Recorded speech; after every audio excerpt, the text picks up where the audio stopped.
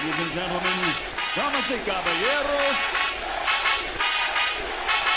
it's Leave It in the Ring.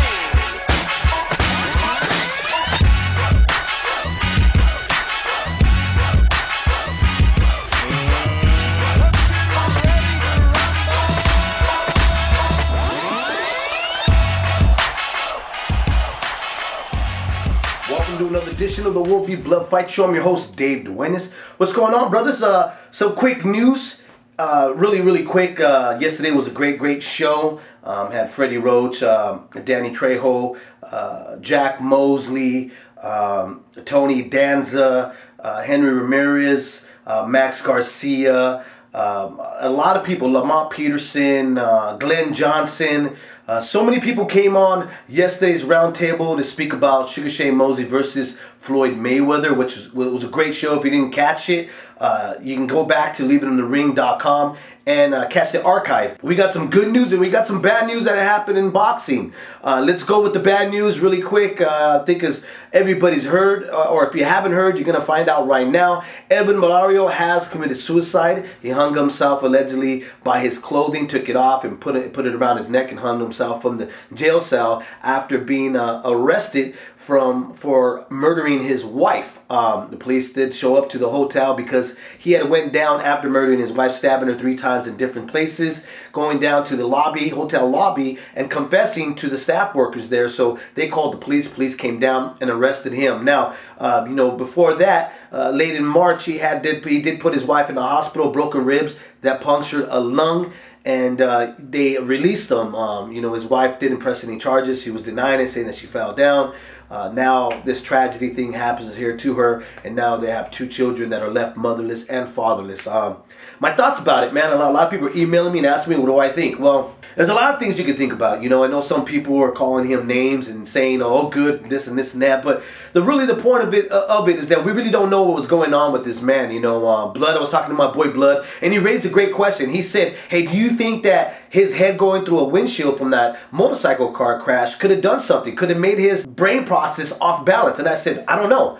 That's the crazy part, is we really don't know what was going on with this guy. I know he was drinking heavily. Drugs may have been involved in it. Don't know. But like I was telling him, and I responded back to some people, and I responded back to my co-host, Gabriel Montoya from Max Boxing, was that it's very difficult to put judgment on somebody you really don't know personally. Don't know whether the guy was bipolar. Don't know whether the guy had these demons in him that he just couldn't shake. I grew up around guys that were really honestly not mentally stable. Things happen. It doesn't really matter where you grow up. You could be a rich kid and you can live next door to not the most sane person in the world. There are people out there that are obviously ill in the head. You see it on the news every day. There are sick people out there. But as a society, we have a responsibility of reporting these people. Try to get them help. Try to get them to be incarcerated so they can get psychiatric help. Try to help out these people. If you are aware of somebody that has these mental problems and you see them doing things they shouldn't be doing, as people, we need to hold hands together and say, hey, there's something wrong with this cat. We need to put him somewhere. We need to get him away until he's okay. And maybe he may never be okay, but the point is, we got him away for either hurting somebody else or hurting himself. Unfortunately, this is really messed up to see a guy that had a lot of potential of doing something in the sport of boxing.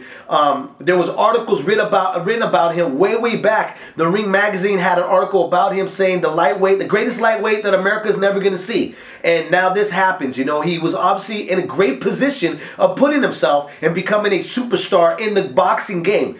And to see this guy cut his life short and ruin his life the way he did, not just his life, but his 2 kids' life, is a tragedy within itself, man. There's a lot of emotions. I can understand some fight fans, saying F him and he got what he deserved. But, when a guy is that sick in the head, you got to kind of sit back and go, Wow, you got to feel bad in some ways, not just for, the wife and the kids and all that, but this guy could have been in some way, somehow, been crying out for help and didn't receive it and just popped, because a lot of times there are guys out there and women that are sick in their head and they're looking at a way of getting help. They're not asking for help, but they are showing you they need help. Mentally, they need to be put away so they can get help. So that's that. Now let's go on to some good news. You got Sergio Martinez upset Kelly Pavlik to win the unified middleweight champion. I said on the radio show that he had a great possibility. I wasn't really completely sure because of the size difference and the fact that Sergio in his previous fights has shown that he kind of falls apart when you pressure him, when you put pressure on him. He doesn't know how to react. He's been known to gas out in the later rounds, but to me it seems like Sergio Martinez has now became a more rounded fighter. He was able to really honestly pace himself. He was able to figure out that, what, I can throw my load out in the first couple of rounds, but I need to pull back for maybe one or two, regain myself, gain back my composure, and then take control again, giving great ring generalship. Kelly honestly just didn't seem like he knew what he was doing in the ring. So going back with Kelly Pavlik, it didn't really seem that he understood exactly how to adjust. It didn't look like he knew how to cut the ring. And even at one point, his cornerman, Jack Lowe, was even saying, don't say it, don't say it. But when you mentally got to prep your fighter and you got to motivate him the way Teddy Atlas did with Michael Moore, that occurs, then you already know, what, this guy is beaten. And a lot of times, you might want to throw in the towel. You might want to listen to your fighter, because Kelly Pavlik is lucky that Sergio Martinez is not that type of a fighter that goes for the kill, goes for execution, okay?